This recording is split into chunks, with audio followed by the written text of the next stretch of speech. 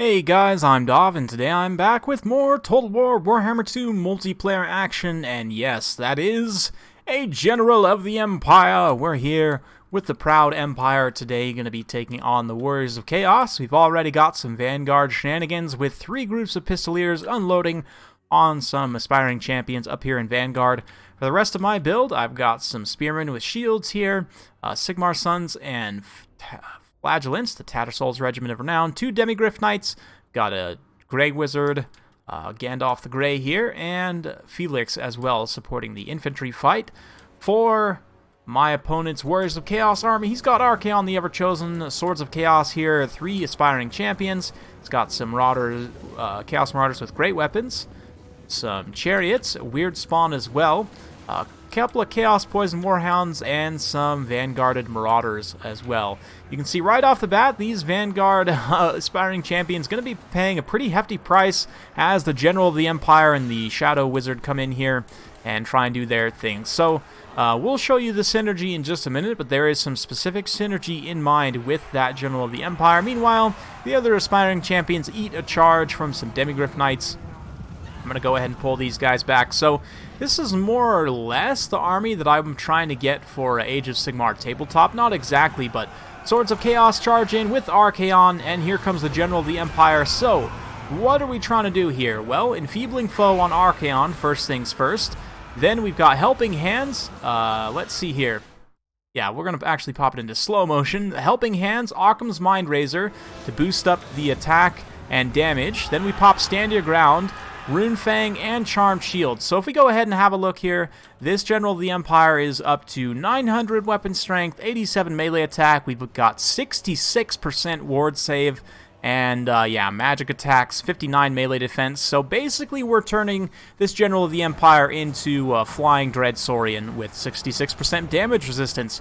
Archaon, sensing this, is going to run the heck of a way. He's got all of his buffs active, but he can't stand to this General of the Empire at the moment. And that means that the Swords of Chaos are going to get countercharged here by these Demigryph Knights. Pistoliers just in a beautiful position to unload into the flank here, and you can see those Swords of Chaos already have taken significant damage. The infantry fight, though, going to be a little bit of a wash. We've got a nice Burning Head coming through that's going to do a ton of damage to my Tattersouls here. We'll also, unfortunately, catch a good chunk of these Marauders as well, doing literal friendly fire, but you can see the infantry fight's a little bit of a wash. Those aspiring champions actually ended up holding up okay, despite eating a charge from Demigryph Knights straight to the face. They're still fighting in here, doing very well, actually, against these veteran state troops all around here. You can see this is the unit of aspiring champions, 46 and 62, and they're actually beating slowly those spearmen with shields. So although the balance power turning pretty quickly in my favor here, the Warriors of Chaos definitely not completely out of this. We do manage to get a pretty good situation here, though. 2 Marauder Horsemen matched up against 3 Pistoliers, and some veteran spears coming in to support this engagement as well. Pretty good stuff, but the main course is, of course, the main piece, I guess, of course, is General of the Empire here, eating another Occam's Mindrazor, getting the Charm Shield as well. Not quite all the synergy all at once, but still enough to drop down here and do combat with Archaon, the Ever-Chosen. Aspiring champions. We're doing very well here, but now the General is here, and he is angry. Archaon going to throw a Cascading Fire Cloak on himself and desperately try and pull out of this situation. He has that standard die as well, up to 108 melee defense, but even still, just not wanting to fight that General of the Empire, understandably so.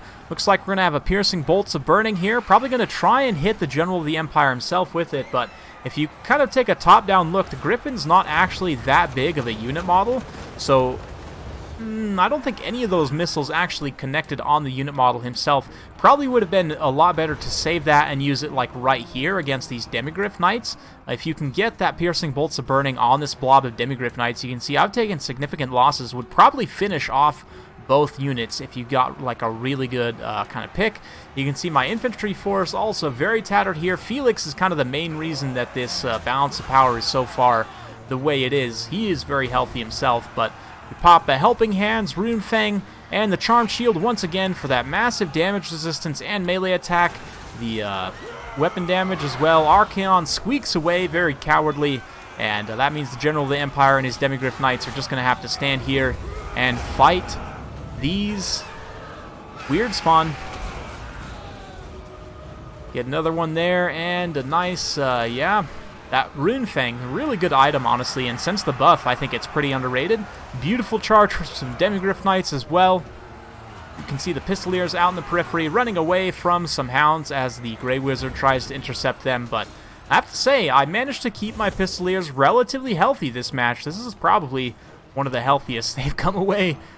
Same can't be said for my infantry, though. If they have died pretty much to the man here, you can see just brutalized corpses all over the ground here. The handful of Flagellants still fighting against these Marauders. The Demigryph Knights have taken losses, but they are pretty good. Doing pretty decent, and here comes the final blow. Demigryph Knights manage to catch Archaon. The General of the Empire comes down, shatters his leadership, and it will be victory for the Empire. So a relatively quick one.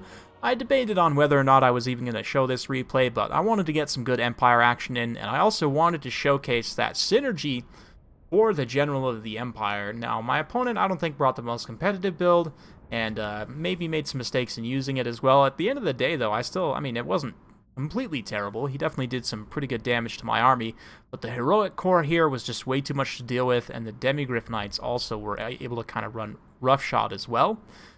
21 kills, XP Chevron there. I believe they both started with 2 XP, 1 or 2 XP Chevrons, I want to say, but Swords of Chaos just getting absolutely devoured by Demigryph Knights there. They trade really inefficiently into Demigryph Knights.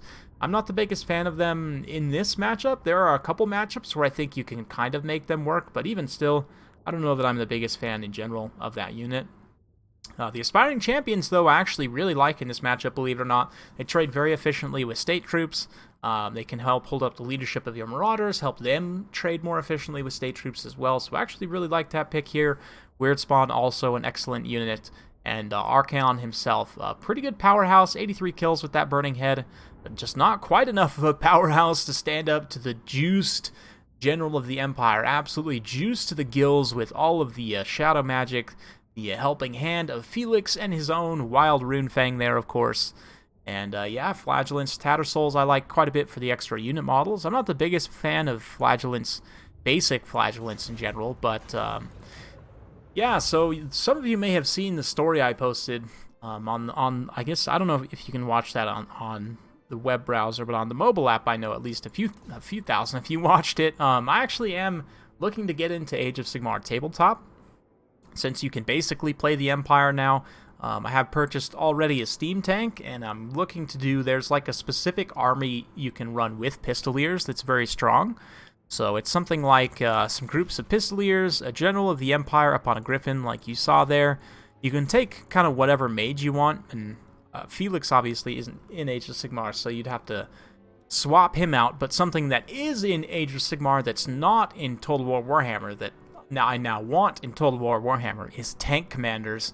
So in Age of Sigmar tabletop, when you take a steam tank, you can actually designate it as a hero and say that there's like a tank commander driving it. That would be awesome for Total War Warhammer, to have a lord that could take a steam tank as a mount. I think that would be super cool. Like, if we ever get the Empire Engineers, that would be awesome. But anyway, so you'd come in here, you'd maybe grab a steam tank. I did have, what was that, a couple of groups of Demigryph Knights, the Flagellants as well, because they have good charge bonus and synergy there. I believe I was thinking about taking a caster on a Griffin. I hadn't fully decided yet, but could come in here and kind of grab that, just to have some fun there, and then some more state troops to kind of round things out. I don't know if this list is super viable in Total War Warhammer. You know what, actually, this isn't completely unviable. This is kind of a list. It'd be pretty dangerous to go without healing with the General and the steam tank and everything. But yeah, I definitely want to grab some of these items too, so I need to retool some of this cost. But something like this is kind of what I'm going for in terms of the Age of Sigmar tabletop, except just imagine that this steam tank counts as a hero. And then, yeah, something to this effect, because you can also switch in the other units from other order factions, like you can switch in some dwarf units and so on. I may grab a gyrocopter too to add into this list as well. So I guess if I went over to Hunts Marshal's expedition, I could actually set up the list properly, like with gyros and everything. But these gyros are a little bit expensive, I guess. for what they give you. But yeah, like 1 unit of gyros, a couple demigryph knights, tank commander, and Amber Wizard on a Griffin. Here we go. Now it's coming together. A few groups of Pistoliers. I don't have the Flagellants here, but you just imagine if there were, you know, a group of Flagellants or something. I don't know. This list is getting pretty buck wild at this point, but something to this effect is what I probably will be playing. I don't know. I kind of want to play around with some different lists and see. But I know a lot of you are not the biggest fans of Age of Sigmar, and that's fine. But for me, it's just, you know, since this is, I have the ability to play this now in Age of Sigmar, like play an army like this, I definitely want to do so, just to kind of learn and not only that, but to be able to collect some of the models as well, just to kind of have them, to be honest. Warhammer has become a huge part of my life, obviously, with the channel and everything else, so yeah, I figured it might as well be time for me to jump in. So let me know your thoughts about the replay, about the General of the Empire, juiced to the gills with that shadow magic, and just, yeah, if you enjoyed the replay, be sure to give it a like, subscribe if you want more. Thank you so much again for watching, and we'll see you next time.